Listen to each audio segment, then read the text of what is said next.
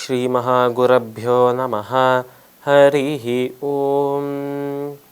சதாசிவசமாரம்பாம் சங்கராச்சார்யமத்யமாம் அஸ்மதாச்சார்யபர்யந்தாம் வந்தே குருபரம்பராம்.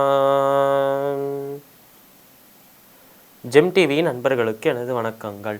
இன்றைய நாள் அனைவருக்கும் இனிய நாளாக அமைய எல்லாம் வல்ல இறைவனை வேண்டி இன்றைய மதமும் நம்மதமே நிகழ்ச்சிக்கு செல்வோம். இன்றைக்கி நம்ம ஸ்ரீ தசாவதார ஸ்தோத்திரத்தின் முதல் ஸ்லோகத்தை விளக்கத்துடன் பார்த்துட்டு இன்றைய தினத்தின் நீதி கதைக்கு செல்வோம். தேவோ ந சுபமாதனோது தசதா நிர்வர்த்தயன் பூமிகாம் ரங்கே தாமணி லப்த நிர்பர ரசைரத்யக்ஷிதோ பாவுகைஹி யத்பாவேஷு பிருதக் விதேஷ்வனுகுணான் பாவான் ஸ்வயம் பிப்ரதி யத்தர்மைரிஹ தர்மினி விஹரதே நானா கிருதர்நாயிகா. இந்த ஸ்லோகம் ஸ்ரீ தசாவதார ஸ்தோத்திரத்தின் முதல் ஸ்லோகமாக இருக்கு. இந்த ஸ்லோகத்தில் நம்ம தேசிகன் எப்படி இந்த ஸ்தோத்திரத்தை ஆரம்பிக்கிறார் என்பதை நம்மளால் பார்க்க முடியாது. அவர் சொல்கிற விஷயங்கள் தேவோன சுபமாதனோத்து தசதா நிர்வர்த்தயன் பூமிகாம் ரங்கே தாமணி லப்த நிர்பர ரசைர் அத்தியக்ஷிதோ பாவுகைஹி. அதாவது இந்த 10 அவதாரங்களை அவர் ஒரு நாடகம் என்றே சொல்கிறார் நம்மளோட தேசிகன். இப்படி ஒரு நாடகம் என்று எடுத்துக்கொண்டாலே நாடகத்திற்கு ஒரு மேடை தேவை. அந்த மேடையாக தான் இங்கே இந்த ரங்கராஜ்யம், இந்த ஒரு ஸ்ரீரங்கம் திருவரங்கம் இருக்குது என்று சொல்கிறார். ஆனால் திருவரங்கத்தை மேடையாக கொண்டு பெருமாள் ஆடிய அந்த நாடகம், அவர் இயற்றி அவரே ஆடிய அந்த நாடகம் தான் இந்த 10 அவதாரங்கள் தசாவதாரம் என்று சொல்கிறார். அப்படி அவர் நாடகம் ஆடும்போது வேடங்கள் போடணும். ஒரு நடிகன் அந்த ஒரு நாடகத்தில் அந்த வேடங்களை போட்டால்தான் மக்களால் அதை ரசிக்க முடியும். அதனால் மக்கள் ரசிக்கணுங்கிறதுக்காக தன்னோட பக்தர்கள், தன்னோட அடியவர்கள் ரசிக்கணும், அந்த பக்தியில் தழைச்சிருக்கணுங்கிறதுக்காக அவர் போட்ட 10 வேஷங்கள் தான் இந்த 10 அவதாரங்கள் என்று சொல்கிறார். ஆனால் தேவனான பகவான் அவர் போட்ட அந்த நாடகமாக இருக்கும் இந்த தசாவதாரம். அதில் அந்த தசாவதாரம் ஒரு அவதாரமும் அவர் போட்ட வேடங்கள் யாரை சந்தோஷப்படுத்துறதுக்காக போட்டார் என்றால் பக்தர்களை சந்தோஷப்படுத்துறதுக்காக போட்டார்.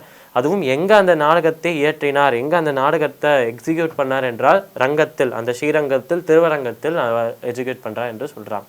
தேவோன சுபமாதனோர்த்த தசதா நிர்வர்த்தயன் பூமிகாம் ரங்கே தாமணி லப்த நிர்பர ரசைர் அத்தியக்ஷிதோ பாவுகைஹி யத் பாவேஷு பிருதக் விதேஷ்வனுகுணான் பாவான் ஸ்வயம் பிப்ரதி யத் தர்மைரிஹ தர்மினி விஹரதே நானா கிருதிர் நாயிகா.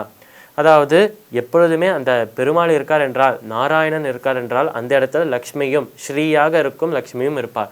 சொல்லப்போனால் பகவானுக்கே பெருமாளுக்கே ஸ்ரீபதி என்று தான் ஒரு பெயர் இருக்குது.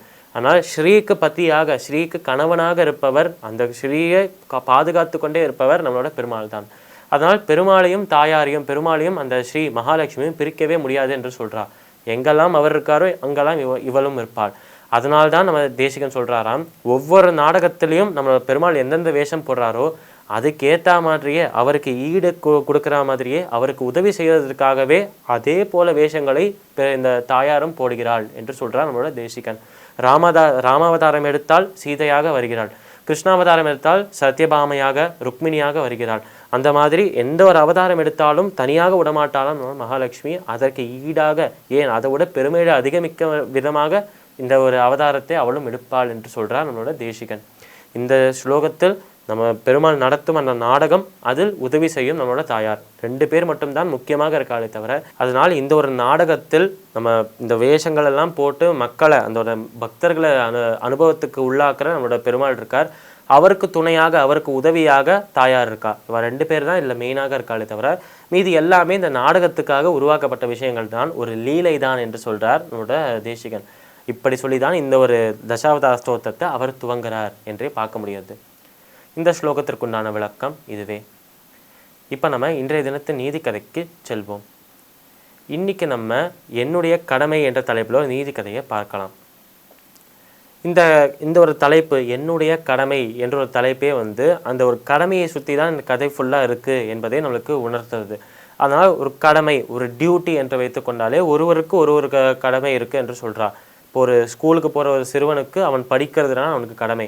இதுவே ஒரு குடும்பத்தில் இருக்கும் ஒரு குடும்பஸ்தனுக்கு, அந்த ஒரு குடும்பத்தை சமாளித்து கொண்டிருக்கும் அந்த கிரகஸ்தனுக்கு அந்த குடும்பத்தை பார்த்து கொள்வது தான் அவனோட கடமையாக இருக்குது. இதுவே அந்த பகவானை வேண்டி இருக்கும்போது அந்த பகவானிடமே சரணாகதி செய்த ஒருத்தனுக்கு அந்த அவரை பற்றி மட்டுமே யோசிச்சுட்டு இருக்கிறது அது ஒன்று மட்டும்தான் அவருக்கு கடமையாக இருக்கும். இப்படி ஒரு நபருக்கு ஒரு கடமைகள் இருக்குது, டியூட்டிஸ் இருக்குது என்று சொல்கிறோமோனோ, அந்த மாதிரி அவளுக்கு இருக்கிற அந்த கடமையை அவள் நிச்சயமாக செய்தே தீர வேண்டும் என்று சொல்லி அவளுக்கு விதிக்கப்பட்ட கடமையிலிருந்து நழுவவும் கூடாது என்று 2 விஷயத்தையுமே இந்த கதையில் அழகாக சொல்கிறான். இந்த கதை எப்படி ஆரம்பிக்கிறது, இந்த கதையில் வரும் முக்கியமான பாத்திரங்கள், கதாபாத்திரங்கள் யார், அவள் நம்மளுக்கு இந்த கதையை எப்படி மேலும் எடுத்து செல்ல போகிறா, நாளை தினம் பார்க்கலாம். மீண்டும் நாளை சந்திப்போம். நன்றி, வணக்கம்.